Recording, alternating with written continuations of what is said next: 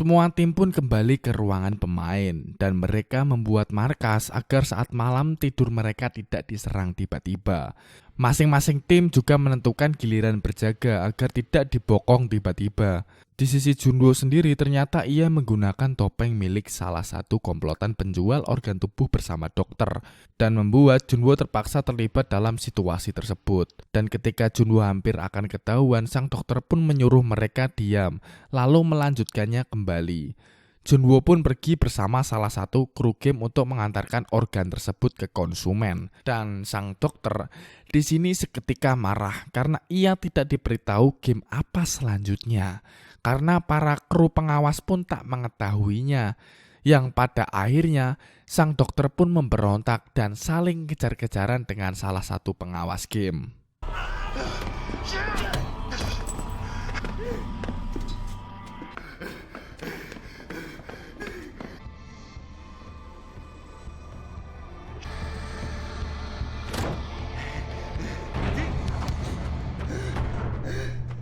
Di sisi Junwo, ia memasuki jalan rahasia para tamu VIP. Di sana, Junwo menanyakan siapa saja para VIP tersebut, yang membuat pengawas bersamanya tersebut curiga akan Junwo. Yang akhirnya Junwo pun mendapat mengendalikan pengawas tersebut dan mendapatkan beberapa informasi tentang kakaknya. Lalu ia pun menembak kepala pengawas itu. Kembali ke dokter, akhirnya pergerakan mereka diketahui oleh sang bos. Dan mereka pun dibunuh di tempat saat mereka mulai saling akan bekerja sama kembali. Sang bos sendiri akhirnya mengetahui masih ada satu orang lagi, orang yang tersisa yang telah membunuh pengawas di ruang kabur VIP. 참가자들 모두가 같은 조건에서 공평하게 경쟁하지. 죄송합니다.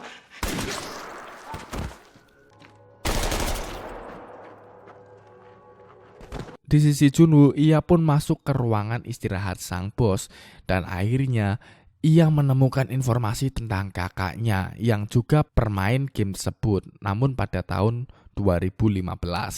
Dan kakaknya adalah salah satu pemenang dari game ini. Para pemain pun bersiap bermain game selanjutnya dan mereka diberitahu bahwa sang dokter sekarang sudah mati karena kelakuannya sendiri.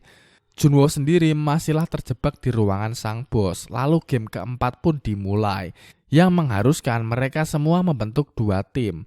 Sombyok bersama wanita yang diajaknya saat permainan tarik tambang, Ali bersama Sang Woo, dan Ki-hun bersama sang kakek karena melihat sang kakek kasihan tidak memiliki tim. Tersisa Min Hyo sendiri yang tidak memiliki tim dan akhirnya ia dibawa oleh para pengawas.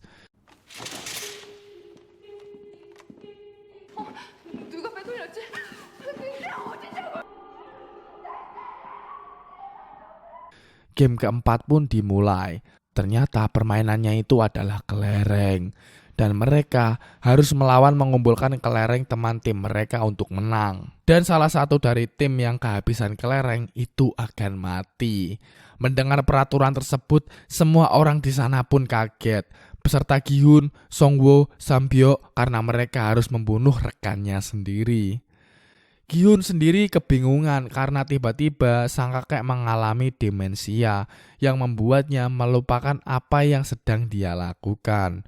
Dan pada akhirnya Deok-sok pun memenangkan game tersebut dengan cara mengganti cara bermain game. Disusul dengan Song-woo pun memenangkan game, menipu Ali yang tidak mengetahui permainan kelereng apa aja di Korea. Sambyok sendiri juga memenangkan pertandingan karena rekannya membiarkannya menang. Dan Ki-hun pun juga sama, ia menipu sang kakek untuk menang walaupun hati merasa tak terima. 자기요. 왜요?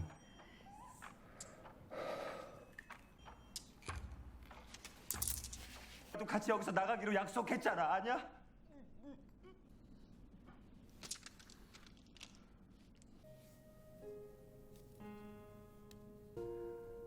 그동안 너 뭐 하는 짓이냐고. 난 없어. 뭐?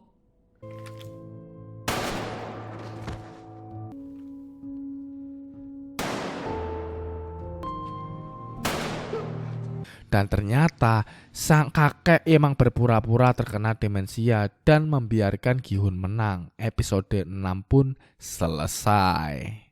Diketahui di sini ternyata Min Yeo tidaklah mati, melainkan otomatis lolos ke babak selanjutnya karena ia tidak memiliki rekan. Donsok yang melihat Min Yeo tertawa pun kesal. Di sisi lain, sang bos akhirnya mengetahui keberadaan Junwoo karena pegangan telepon yang kebalik dengan dirinya biasanya. Ketika Junwoo hampir tertangkap, untung saja fokus sang bos teralihkan karena bos diberitahu bahwa anak buahnya telah menemukan seseorang mayat polisi. Seketika bos pun terlihat kaget dan memutuskan membakar mayatnya. Jadi siapakah bos ini? Oke, lanjut. Lalu para tamu VIP pun datang. Terlihat di sini ada posisi seseorang yang lebih tinggi dari bos. Belum diperlihatkan siapa dirinya. Kita sebut saja tuan rumah. Lalu bos pun mengatakan kepada tamu VIP bahwa tuan rumah ada halangan yang akhirnya tidak dapat menyambut tamu VIP. Lalu tamu VIP ditunjukkan ruangan menonton untuk melihat game selanjutnya. Saat salah satu pelayan hendak mengantarkan makanan, di situ Junwoo menyuruh pelayan itu berganti posisi. Lalu game kelima pun segera dimulai. Di sini pemain disuruh untuk memilih nomor yang ingin mereka pilih. Ada beberapa dari mereka yang masih kebingungan untuk memilih nomor yang akan dipilih. Ada juga yang memilih nomor tengah untuk mencari titik aman. Dan akhirnya mereka yang masih kebingungan diberi clue oleh sang bos bahwa nomor yang mereka pilih akan terhubung dengan nomor urutan permainan mereka. Songwoo, Songbyo memilih nomor belakang dan Gi-hun yang terlanjur di depan nomor 1. Untung saja ada peserta nomor 96 ingin bertukar dengannya untuk memilih nomor 16 yang terakhir. Karena menurutnya ia selalu cemen memilih nomor terakhir pada game sebelumnya. Dan game kelima ini berjudul kaca biasa, kaca keras. Jika kaca biasa tidak dapat menahan berat badan satu orang, sedangkan kaca keras dapat menahan berat badan bahkan 2 orang. Gi-hun tidak memiliki giliran nomor 1 dan game pun dimulai. Terlihat banyak jatuh korban pada game ini.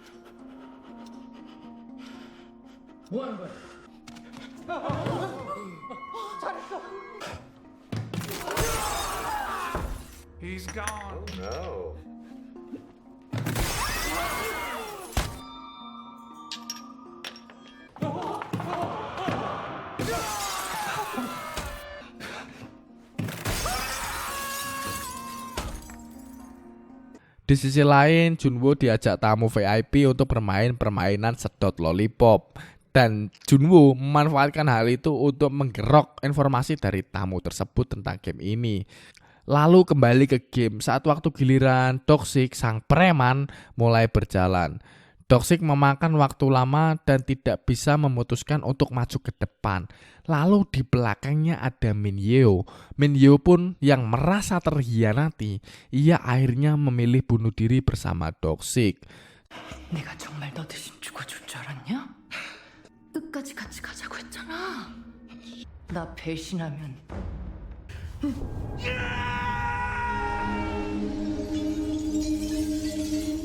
Setelah itu ada beberapa kaca pun dapat dilewati oleh mereka karena sang nomor terdepan saat ini dapat membedakan perbedaan kaca tebal dan tipis karena pengalamannya sebagai buruh pabrik kaca selama 2 tahun. Sang bos mengetahui hal tersebut akhirnya mematikan lampu agar orang itu tidak dapat membedakannya.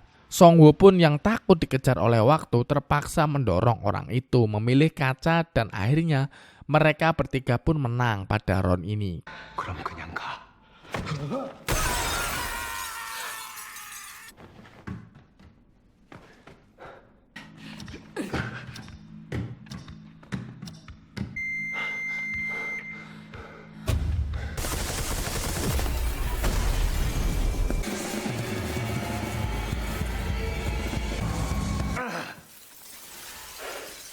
Namun sayang, Songbyo terkena pecahan kaca pada perutnya. Di sisi lain, bos pun mencari Junwoo yang telah membuat tamu VIP pingsan.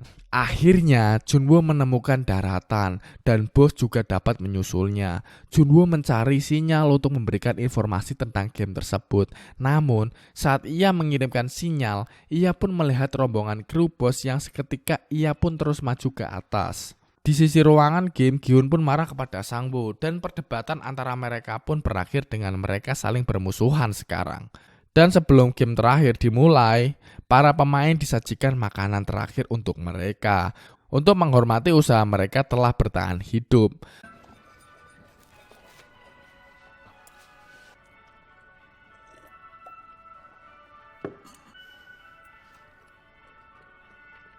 Kembali ke Junwoo, akhirnya Junwoo pun ketahuan dan sekarang terpojok.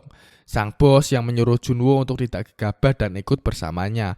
Karena yang ternyata sang bos itu adalah sang kakak yang bernama In-ho. Junwoo pun kaget dan ketika Junwoo diajak In-ho untuk ikut dengannya, Junwoo pun menolak yang akhirnya ia pun ditembak di bahunya lalu terjatuh ke bawah tebing masuk ke laut.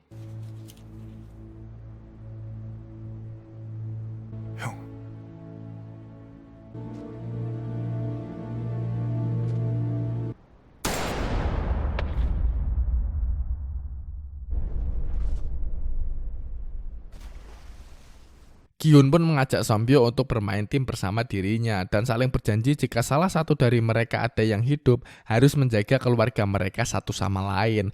Namun tiba-tiba Sonbyo pun kesakitan karena lukanya. Gi-hun pun mencari bantuan dokter, namun saat ia kembali ke Sonbyo, Sonbyo pun telah meninggal karena terbunuh oleh temannya Sang-woo. Di sini Gi-hun benar-benar marah sejadi-jadinya.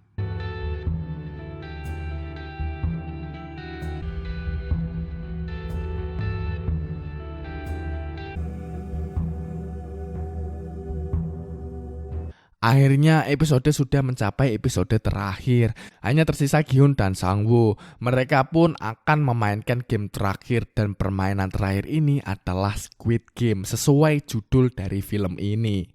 Permainan yang sering mereka mainkan saat kecil. Aturannya ada dua peran, penyerang dan bertahan. Di sini Gi-hun memilih sebagai penyerang. Sang penyerang harus melewati sang bertahan dan menginjak kepala cumi agar menang. Dan sang bertahan harus mendorong sang penyerang agar terlempar dari gambar. Jika sang penyerang tak dapat melanjutkan game, maka sang bertahan menang. Berlaku sebaliknya. Semua hal kekerasan diperbolehkan di sini.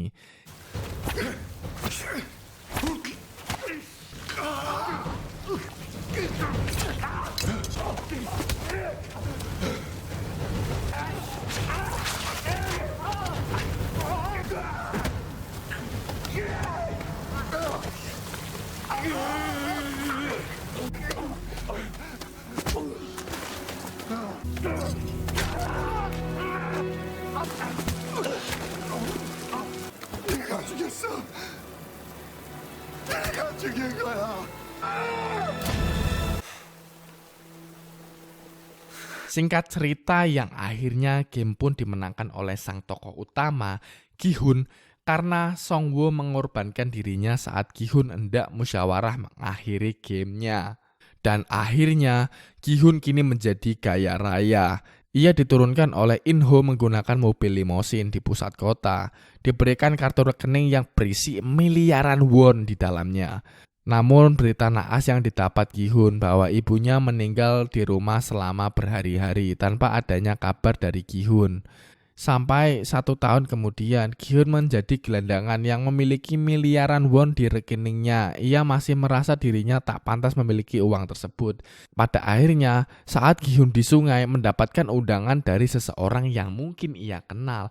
Dan ternyata plot twist itu guys sangat-sangat membagongkan. Ternyata orang yang mengundang itu adalah sang kakek.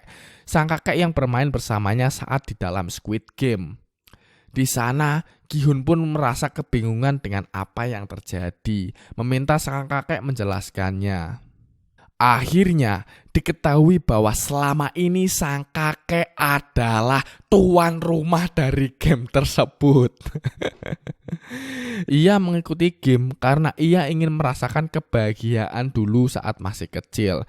Dan sekarang, mengapa ia harus menggunakan cara-cara membunuh?